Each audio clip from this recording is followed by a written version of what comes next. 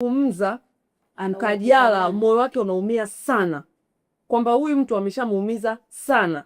Sasa kwa sababu anampenda afanye, yani amue awe na yani kuwe na kitu ambacho kina mwisho, yani kwamba bana ishakuwa too much na mimi hapa ndo nimefika, but basi iwe kuna kitu ambacho yani iwe basi hii ndo mwisho, kwamba kama wafanye, yani kama amemsamehe, kama wamerudiana, basi kuwe ndo mwisho, yani kwamba yasijitokeze tena, yani kwamba kama ni ndoa, kama ni nini, yani iwe ina mwisho.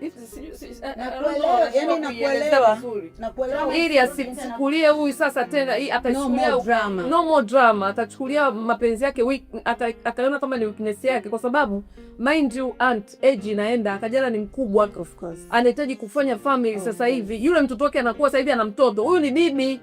Tunaenda wapi? Hizo drama zinatakiwa zifike mwisho. Hizo drama zinatakiwa fanye Paula sasa hivi. Kwa hiyo inabidi ifike mwisho sasa. Bana mimi nakupenda tutufu. Basi nioe. Si anampenda si amuoe nini? Shida iko wapi? Kwa sababu hauwezi kuwa unakaa na mtu kila siku mnafanya afu kesho kutwa umeshapoteza muda kutosha kuja kuoa mtu mwingine. Auntie no.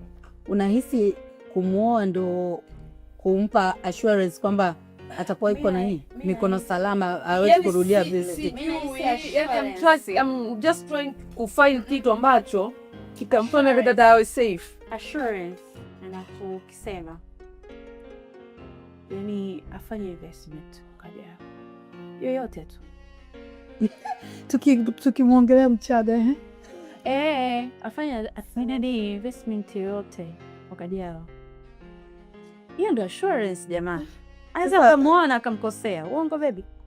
Na anaweza kukufanyia assurance na kukosea. Mimi nadhani ilipofika sasa ni kuomba tu Mungu awe this time alivyorudi awe mwanaume mzuri, asikuumize tena, and kwenye kama hiyo kama wakianza kwenye ndoa au unasema Jackie, unajua investment huwezi kuifanya kwa mtu ambaye huna future naye. Ndio nataka future, kwamba huyu ni mtu wangu na muengage, nataka kumuoa, you can invest, kwa sababu I'm very sure kwamba Kajala kwa alipofikia na upendo alionao hatokuwa kwamba anataka aingie kwa sababu fulani, ataingia kwa ajili ya mapenzi 100%. Ile chuma pale ndo siamini, sijui umenielewa. Kwa hiyo investment tunazoziongea ni sawa, lakini lazima kuwe na assurance ya huyu kuto kuumia tena. Mimi naumia mno na Kajala. To be honest, namwambia Irene anaweza kanipigia hata 1 hour. Wakati ananichoka anambia nimekuchoka bana. Naambia basi. Yaani naumia. Mimi naona assurance ya invest. Irene akipiga anauliza auntie, kwani uko serious? Kajala ndio anafanya hivi? Awe, nakutana na vitu vingi barabarani, nasikia vingi Jackie. Umeona na mimi na vitu vingi nasikia vingi, nasikia vingi.